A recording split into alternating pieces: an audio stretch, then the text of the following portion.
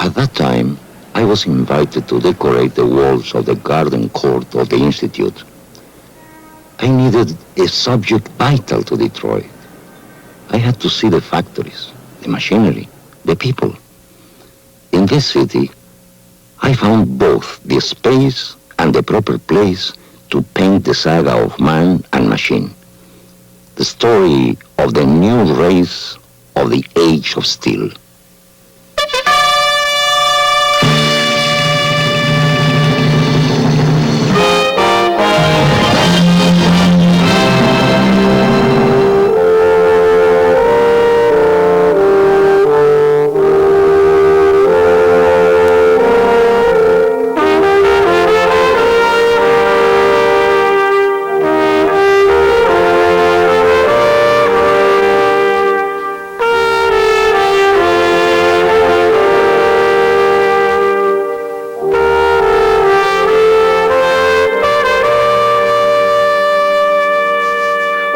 Rivera was a great Mexican artist known for all kinds of paintings and graphic expression, but especially for frescoes.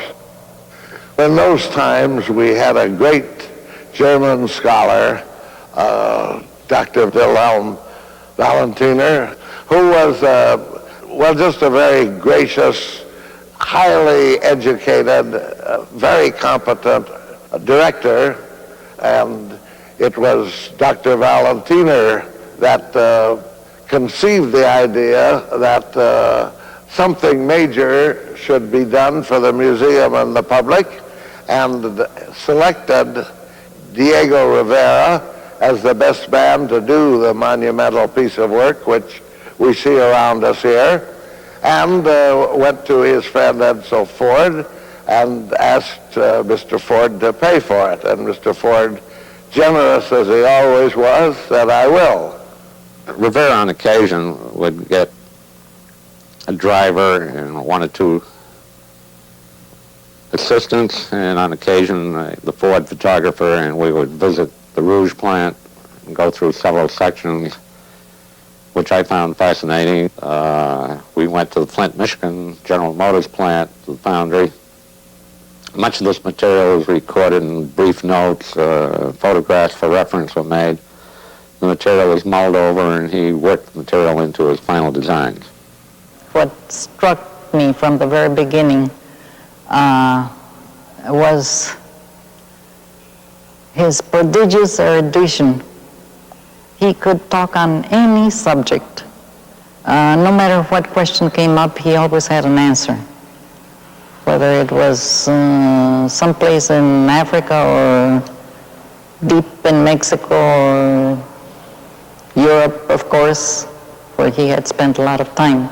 Diego Rivera came to Detroit and to Dearborn, where the Rouge plant is located, during a very difficult period.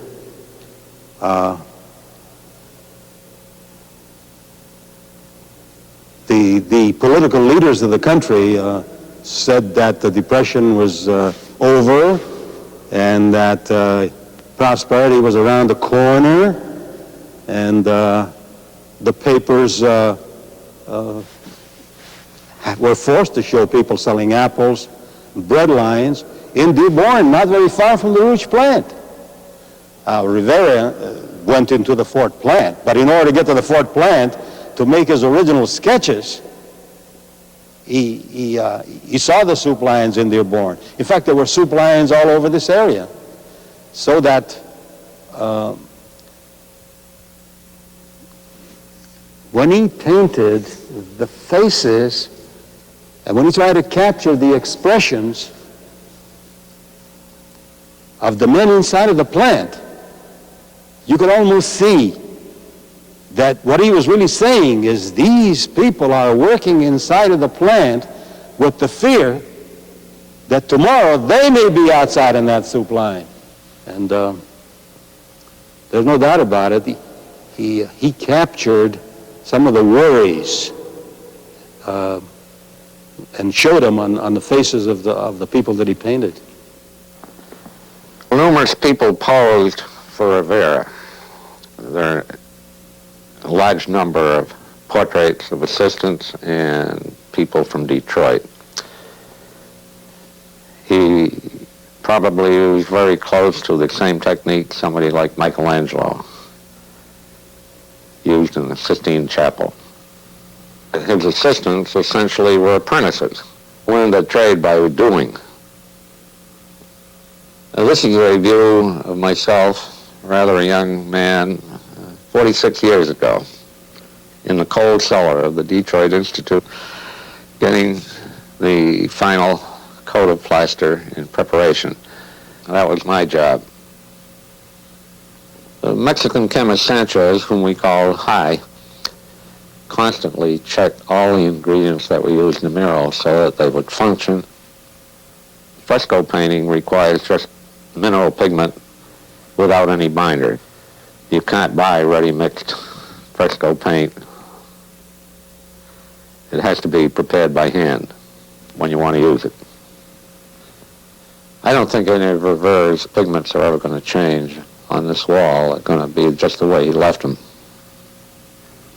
Many times a complete black and white drawing with tonality was developed. Other times just a rough outline drawing, the general modeling being kept in mind by Diego.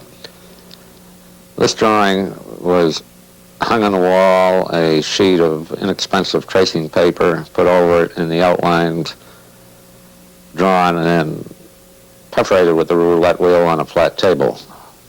Makes holes through the paper. And the perforated paper being hung on the wall in position, the verticals being checked with a plumb line or ordinary plumb. When the paper is dabbed and the pigment falls through the holes and marks a powder outline onto the, next to the final colors, a rough plaster coat, the rough surface being useful in holding the final thin skim coat. You can visualize that with the fresh plaster put over the outline that's on a rough wall, there's no way of seeing what's under it.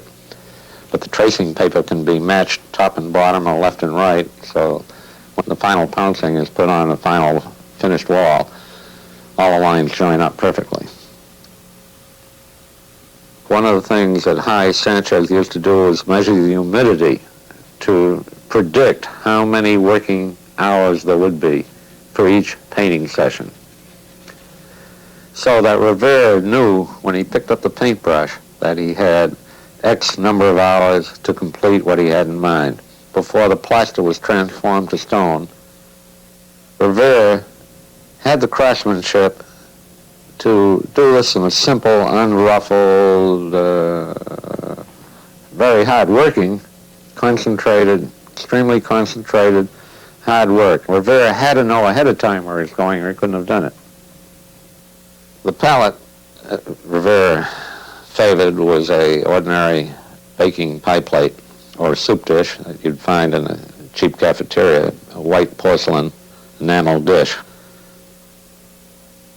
Rivera, of course, realizing that his underpainting being done black and white, if he painted that in the daytime, it would be evening before he could apply color. Not wishing to work with tungsten light, he would start work usually about midnight. And he would spend the rest of the hours of the morning till daylight working in black and white underpainting. As daylight appeared, he would switch to color, and then the colors which he painted were the true colors as to be finally seen in the courtyard. The content of Rivera's work, what he was saying, reflects what he felt about the massive industrialization in the giant factories he visited. I think it was a novel experience for him. He indicated how he felt about it, but beyond that, there are involved and subtle complications which are not always explicit. I think he painted in symbolism indicating his belief in future wave of socialism. The compass rose pointing a little to the northeast over the pole, the Russian military star, the split skull, the struggle between life and death, overhanging the labor of the peasants in the undeveloped countries and the proletariat in the industrialized waterfront region. But basically, I think rather than being a full-fledged communist in his innermost gut feeling, that he evolved out of an agrarian revolution, that his feelings were with the peasantry and people he grew up with. I think the theoretical veneer that he adopted was superficial. I think a little longer in this country, he might have made a good capitalist. I was volunteer publicity director of the museum at the time when the controversy broke out, and some people, misguidedly we all felt, wanted to whitewash the frescoes because they read into them things that we felt weren't there. That the vaccination panel was blasphemous because the baby has a halo, a suggestion of one, that it reflected blasphemous degrading of the Holy Family. It was said that Diego Rivera himself was a communist and that he showed Detroit labor worn out and therefore presumably ground down by capitalism. And then there was the statement, utterly baseless as far as I can see, that there was pornography in the frescoes. There was a tremendous explosion, just like a riot. It started extra, extra, extra. And I saw the Detroit Times with a double headline. The Diego Rivera's painting gonna be erased. And I run from Trumbull Avenue, way down here, running. I came in and said, what happened? I said, Maestro, look. He come down and he looked at the headlines and he gave a big broad smile. That's the first time I saw him. He said, you know what? We have won. Éxito. In Mexico, éxito in Spanish, we have won. I said, but they want to, I said, no, they don't erase them. They don't.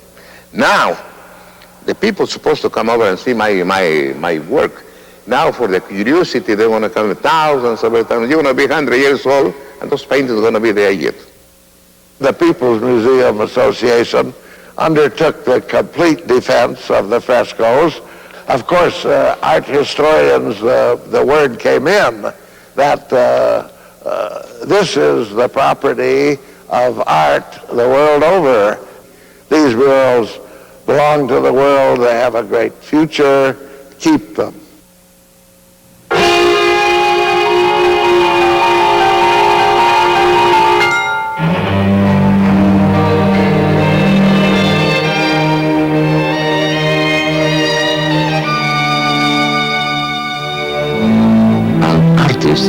Is not an artist if he is not, above all else, a human being. And he who is not with the people is against the people.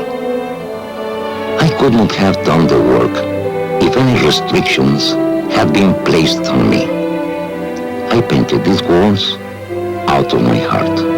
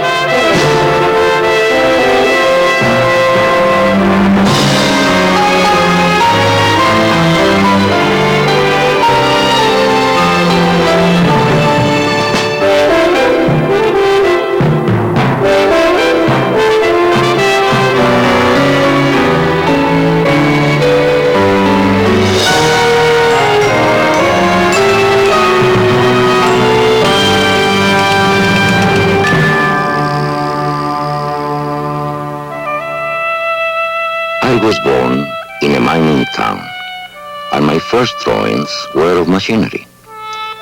And I love especially this city because industrial subjects were always the most loved by me. I find them as beautiful as the early Aztec or Mayan sculptures. On the east wall is a child, not an embryo, within the bulb of a plant, which sends its roots down into fertile soil in the hollow bed of an ancient lake. On either side, steel plowshares symbolize man's first industrial activity, bringing forth from the soil agricultural products represented by two female figures.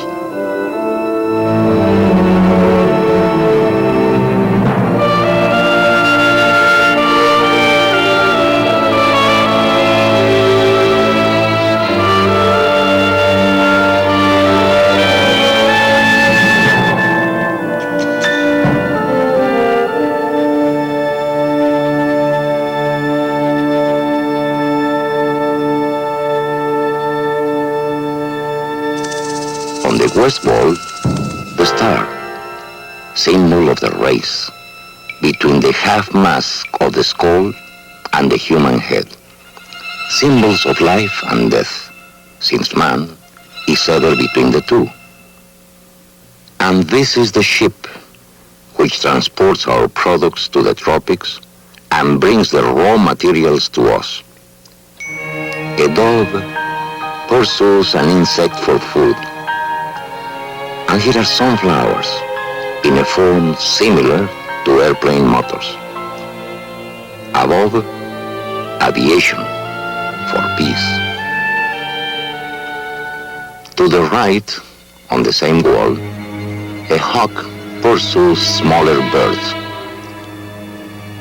Above, military aircraft for combat. Coal furnaces and pipes produce steam for the mechanic. Steam to generate power.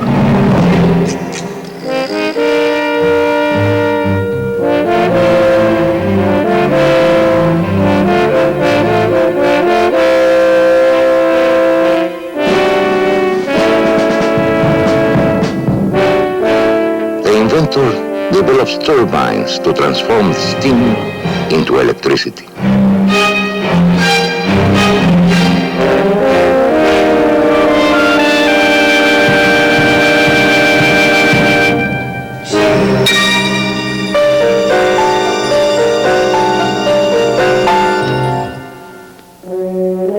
In the upper panels of the north wall, colossal figures represent the large masses of ore in the earth.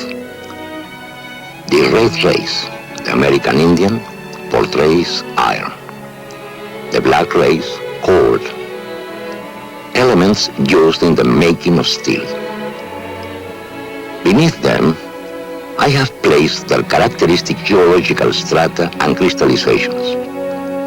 And the great hands that reach up are the hands of the miners, taking the hard metals out of the earth on either side of a volcanic cone.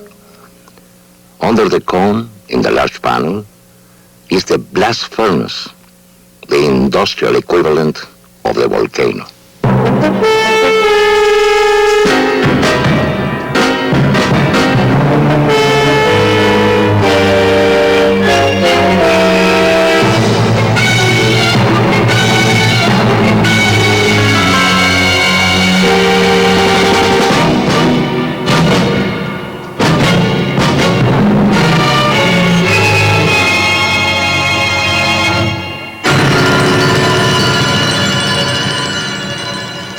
In the large central panel are different stages in the production of the steel block. Stages separated from one another by the conveyors, with a serpentine movement of rails, chains, and wheels. In the lower portion are different operations performed by glass-enclosed precision machines and giant multiple drill presses. as beautiful as the masterpieces of the ancient art of pre-Columbian America. Today, rendered dynamic and productive by the creative genius of American engineers and by the stupendous creative effort of the workers from all races of the earth who make up the industrial population of Detroit. I always thought of Rivera as a Giotto-esque flat wall painter, and this concept came as a shock, and when I found it functioned, going through the factories and finding the back and forth motion of the machinery, the work of the individuals with their arms and hands, by recreating the in and out perspective here, he was actually able visually to bring a form of life to a static painting which was so like the movement in the factories. I was astounded and suddenly realized there are no rules in that. The visual qualities began to orchestrate, and there's no way you can describe it except by looking at the mural. The unity of all life is derived from the earth, and the constant cycle of destruction and construction is essential to all growth. Into this fight come the chemists and scientists in Detroit. This upper side panel represents scientists who, through biological research, requiring the sacrifice of useful, friendly animals, protect the life of the child against the germs of death that surround human life from its beginnings. On this panel, scientific knowledge is used for destruction. Chemical engineers produce poisonous gases for warfare. Workmen charge aerial torpedoes.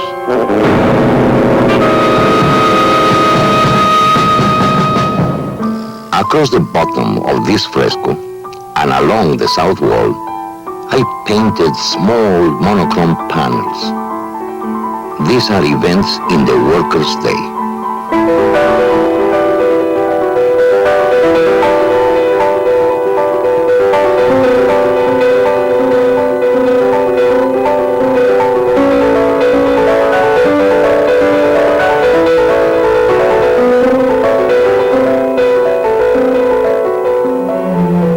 Limestone and sand, the white race and the oriental. The big hands express the power of the worker and the importance of human effort in taking the products out of the earth.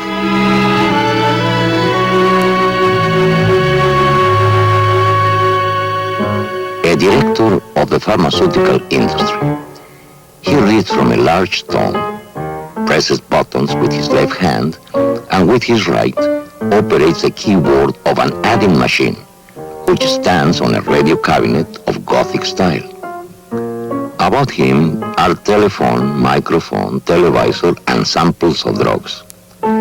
In the background are workers seated around the table, sorting and dissecting animal glands for the extraction of medicines.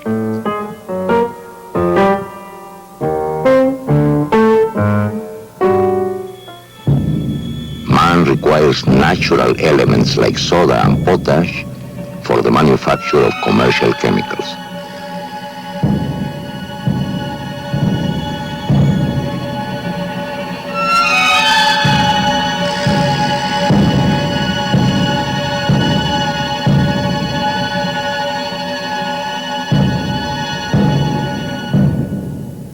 In the lower corner of the south wall are portraits of Mr. Ford and Dr. Valentiner. In the composition of this wall, the main currents come together in the midst of huge presses.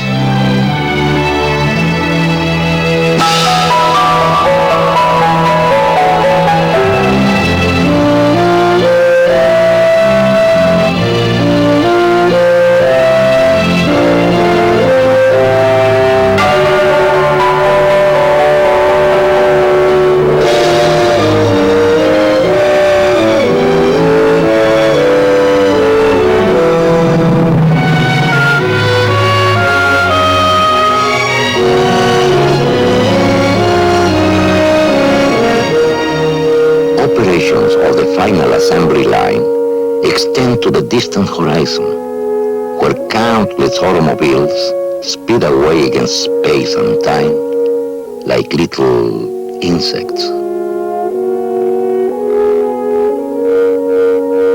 I remember when later on we started to organize the union at Ford's. Many times we would come down here with delegations, and those people who lacked the words that would help them sign up workers into the union, all they needed to do was look at these walls, and they could see that these walls taught them. These walls inspired them, encouraged them to go forth and do their job. And there's no doubt about it that the murals of Diego Rivera were an educational inspiration. 8 months of painting, and I am pleased. For me, these images are realistic and abstract, plastic, dynamic, and everlasting. The home fresco gives one the feeling of growth, of the birth of a new culture, a new race that this age of steel is creating.